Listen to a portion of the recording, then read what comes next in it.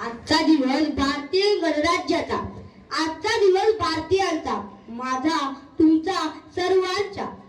आजच्या या मंगलमय पावन दिवसाच्या कार्यक्रमाचे अध्यक्ष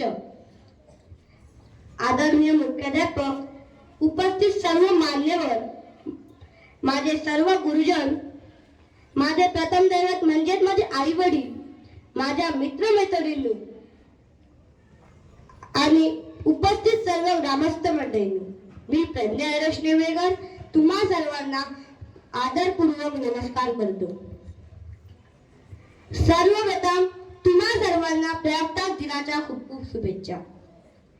अनमोल योगदान दिले ज्यांनी भारतीय स्वातंत्र्यासाठी, अनमोल योगदान दिले ज्यांनी भारतीय स्वातंत्र्यासाठी, त्या सर्व वीरांना महापुरुषांना वंदन मी करतो. त्या सर्व वीरांना महापुरुषांना वंदन मी करतो. वंदन करून माझ्या प्राणप्रिय भारत मातेला, वंदन करून माझ्या प्राणप्रिय भारत मातेला मी माझ्या भाषणाला सुरुवात करतो. कल चले हम फिदा जानो तन साथियों, अब तुम्हारे हवाले वतन साथियों, अब तुम्हारे हवाले वतन साथियों. मित्रांनो, यावेळी फक्त शब्द नाही तर यावेळी म्हणजे बलिदानाचा श्वास, कर्तव्याची हाक आणि पुढच्या पिढीला दिलेली जबाबदारी. जणू काही आपल्या देशासाठी सर्वस्व अर्पण करून गेलेले वीर आपल्याला सांगत आहेत, आम्ही आमचं काम पूर्ण केलं, आता हा देश आमच्या हवाली आहे. मित्रांनो, आज आपण मोकळ्यावर श्वास घेतो, तो अनेकांच्या त्यागातून मिळालेला आहे. आज आपण शाळेत निर्धास्तपणे शिकतो, मैदानावर खेळतो, स्वप्न पाहतो, पण ही स्वप्ने सुरक्षित राहावी म्हणून कित्येकांनी आपली झोप, आपले सुख, आपले आयुष्य गमावले.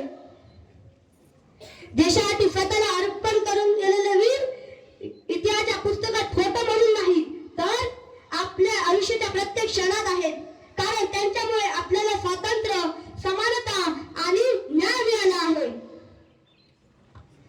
मित्रांनो, स्वातंत्र्य मिळाल्यानंतर भारताने स्वतःचे एक संविधान तयार केले. डॉक्टर बाबासाहेब आंबेडकरांनी दिलेले संविधान हे आपल्या देशाचे हृदय आहे. या संविधानाने आपल्याला बोलण्याचे स्वातंत्र्य दिले, शिकण्याचा हक्क दिला, समानतेचा अधिकार दिला, पण त्याच वेळी एक गोष्ट ठामपणे सांगितली की हा देश पुढे चालवायचा असेल तर प्रत्येक नागरिकाने आपले कर्तव्य प्रामाणिकपणे पार पाडले पाहिजे.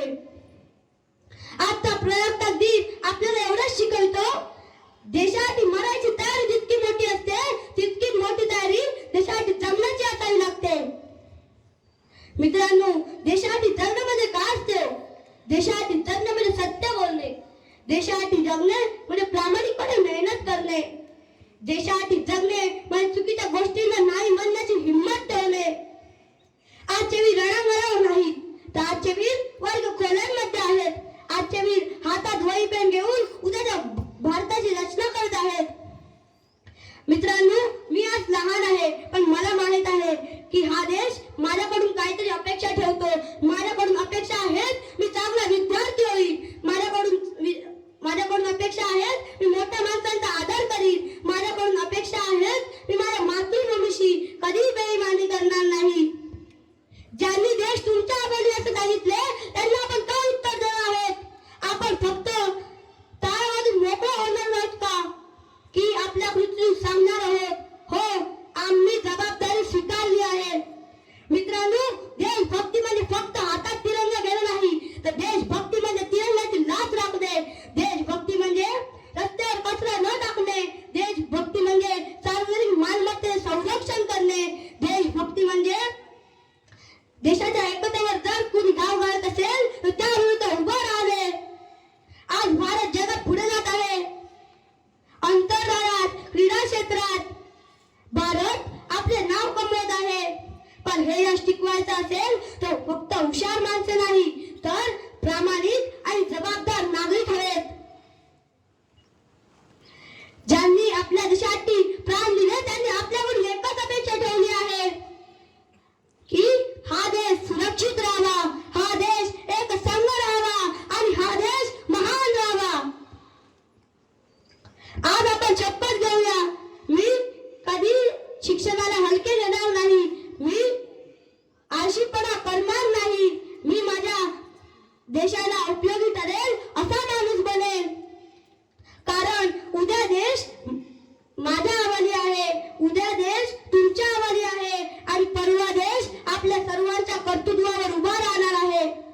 या विचारांसह मी माझे भाषण संपवितो आणि पुन्हा एकदा भारत मातेला वंदन करून शेवटी एवढंच सांगू इच्छितो. देश आमच्या हवाली देऊन गेले, स्वप्न त्यांची डोळे तरी आम्ही जपू.